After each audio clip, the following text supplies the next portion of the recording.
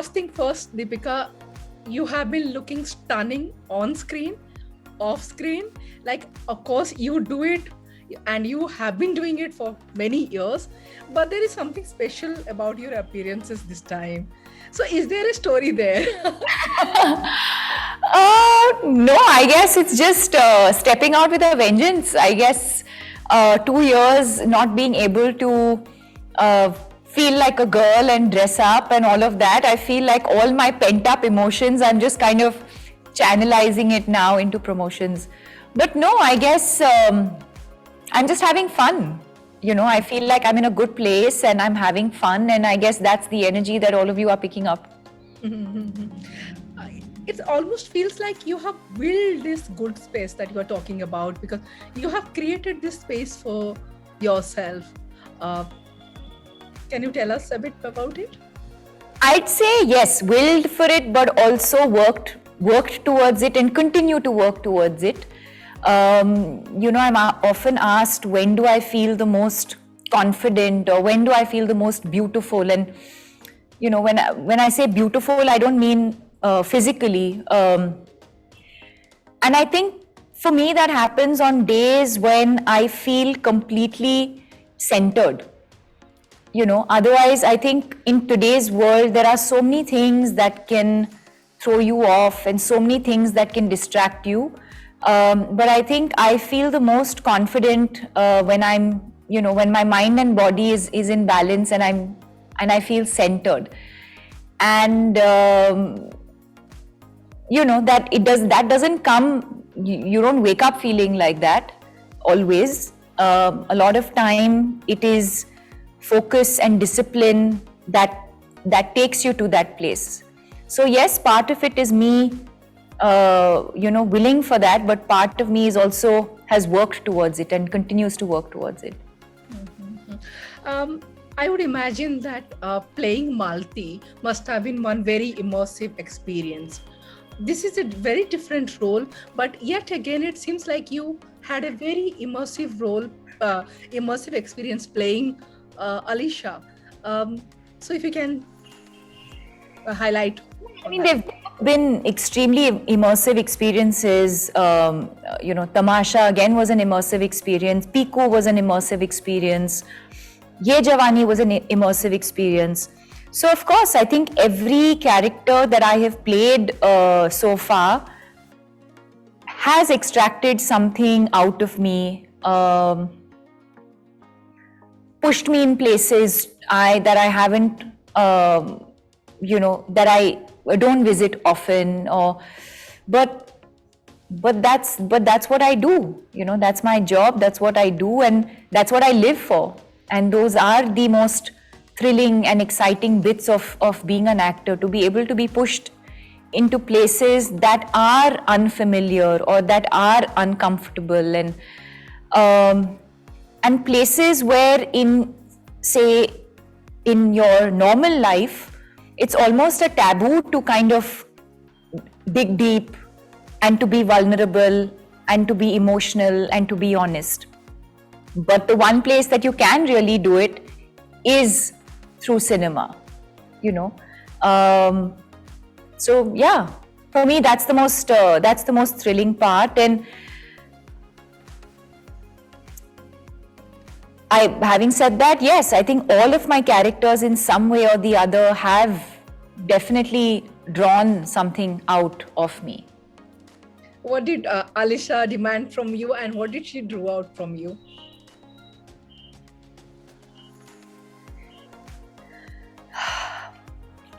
Like some of my other characters, maybe just a little bit more here, more raw, more real, more honest, and more vulnerable, a little more broken, a little more confused, a little more conflicted. So all of the emotions that maybe you have seen in some of my other characters, but I'd say, we've pushed it here a little bit more, just based on the kind of film that it is and based on the kind of character that it is. Was something about her, like, you were not scared, but wary of portraying? Like, maybe was there an emotional scene that probably was more demanding for you, or anything specific that you would like to talk about? No, not really. Every day is a new day on a film set. Sometimes there are certain, when you do films, there are certain scenes that you kind of mark as highlight scenes, like, oh my God, this is a climax, or this is like a really important scene. And, you go all prepared for it and rehearsed for it. And sometimes you actually end up having the worst day on set, And similarly, sometimes you go thinking, oh, this is a really easy scene and this is going to be a cakewalk, and you walk on and it actually ends up being the most difficult. Or sometimes you anticipate something to be really difficult and then it turns out to be much easier than you thought, and you don't know where that energy came from or where you channelized it from. So I just take every day on a film set as a new day with no expectation. It could be anything. So to kind of I go half prepared. Of course, you can't go unprepared, but neither do I go over prepared or with too much expectation or with no expectation. I think you go in feeling like, I got this, I feel good about it, but I'm also going to let myself go with the flow. And that really is my approach. Was there a takeaway after the, like as an actor, is there something that you derived from playing Alicia that is going to stay with you forever, maybe? I think more empathy than before. I think it's very easy for us to judge characters in film, or it's very easy for us to judge people in real life. And I think we do.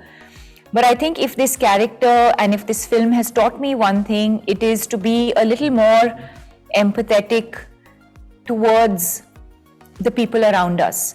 We may not necessarily agree with their life's choices, but to at least be a little more empathetic towards one's circumstances and their choices thereof. Mm-hmm. And you did mention earlier in an interview that since 2014, you have come to emphasize more on empathy. But being a producer, and now you are talking about your entire team, how has that changed for you? And like you seem to be really very protective of your team in a way. So how being a producer has kind of probably increased your responsibility, and your understanding of people? I think that that part of me has sort of extends beyond even a film set, or the different roles that I play in my professional life. So I think when we talk about understanding and empathy, I think it really comes more from my own life's experience, and already trying to at least be on that path of less judgmental, more empathy.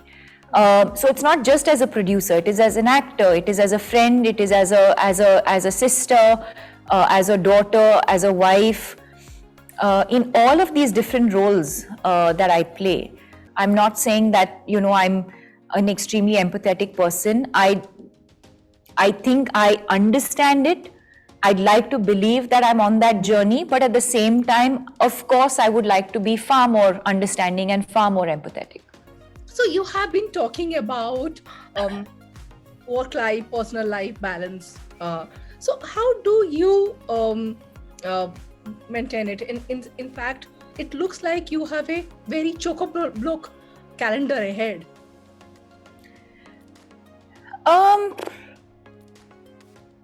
I've found that, of course, like, for example, I do try and find that balance now. I don't know how I do it, but I do try and compartmentalize. I do prioritize things that are, slightly more important than maybe things that I can do a little later. And yes, there may not be every day where I'm able to accomplish everything in the way that I would like to, But at least the endeavor is that. And the endeavor is to find that work-life balance. I do not work more than certain number of hours in a day. I do not work 24, 7 days a week. And I think it's taken my entire ecosystem it's taken some time to adjust to that, especially in the initial few years. But now they know. Now they know that this is the way I work and this is the way I function. And I think somewhere, that is also one of the things that are very, very close to my heart, because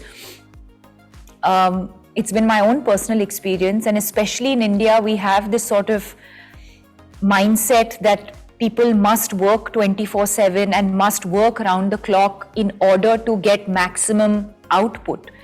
And I don't necessarily agree with that. So personally for myself and within my own ecosystem, I have brought about these changes already. And hopefully India as a country will start moving towards a slightly more balanced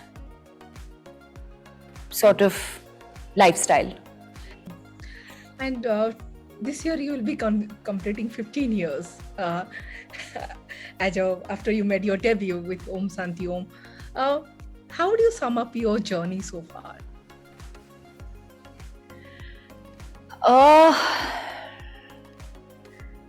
It's been a lot of learning.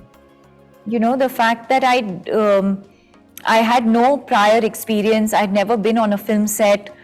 I don't have the sort of connections, or I don't come from a film family. So there was nothing to me that was familiar, nothing. I didn't know what a camera looked like, a film camera looked like. I didn't know what lights, what kind of lights were being used. I was completely like, everything that I have learned today has been based on the years that I have spent on a film set. So from Om Shanti Om, where I was, protected and presented so beautifully and, so like taken care of. And then from there, almost letting this child into the world. And then the choices that I've made some mistakes along the way, learned from those mistakes, learned from those choices. In the process, also learned and discovered who I am, who I am comfortable being. And, today I'm at peace with that. And so, yeah, it's been a lot of growth and learning and evolution and mistakes and learning. And you are still evolving. Yes. I hope I do. I hope I continue to grow, and I hope I continue to evolve and keep learning. You have a sci-fi, and we read somewhere that you are going to even do your own stunts in Pathan. So is there something on your wish list right now, something you would like to really want to do? A kind of movie or something?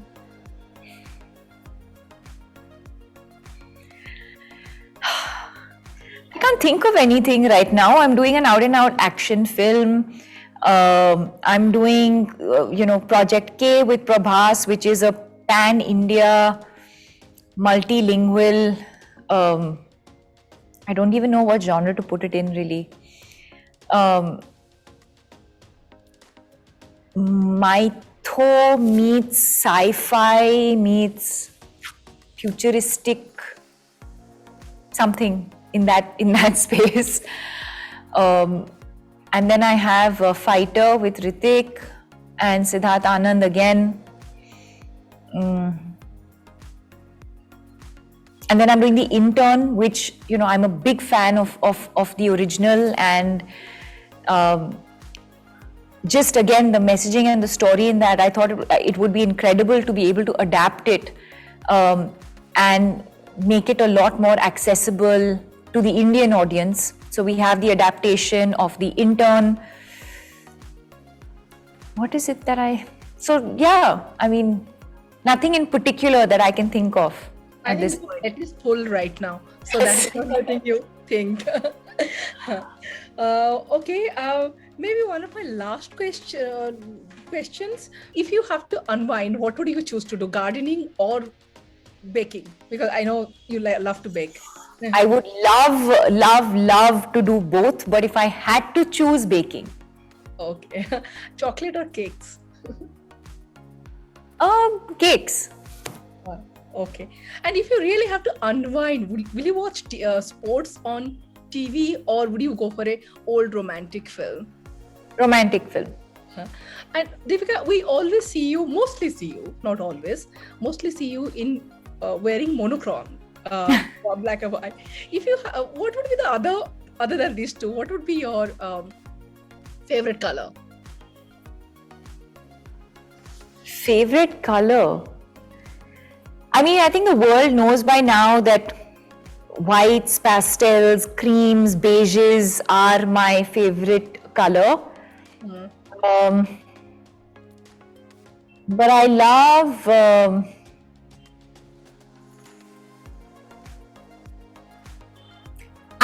I'm not against color at all. I love color. I enjoy color. I mean, I love neons, and I love pink and neon green, neon orange, reds, fuchsia pink. Like, I love all of these colors. I love color. It's just when I feel like when you do color, it needs to be used correctly. And I think that's also a part of my personality. Like, it's the same way how people think I'm very, I'm very poised and I'm elegant and this and that, borderline boring.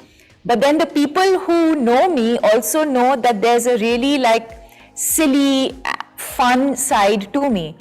And so similarly, I think even my style is like that. Like, there's a part of me that likes to keep it monotone, simple, elegant, understated, whether it's a sari or just a jeans and a t-shirt.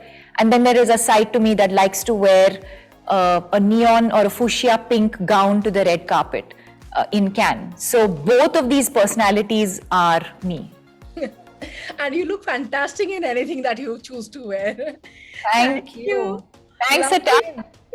Lovely chatting with you. Same here. Really, really looking forward to Gehraiyaan.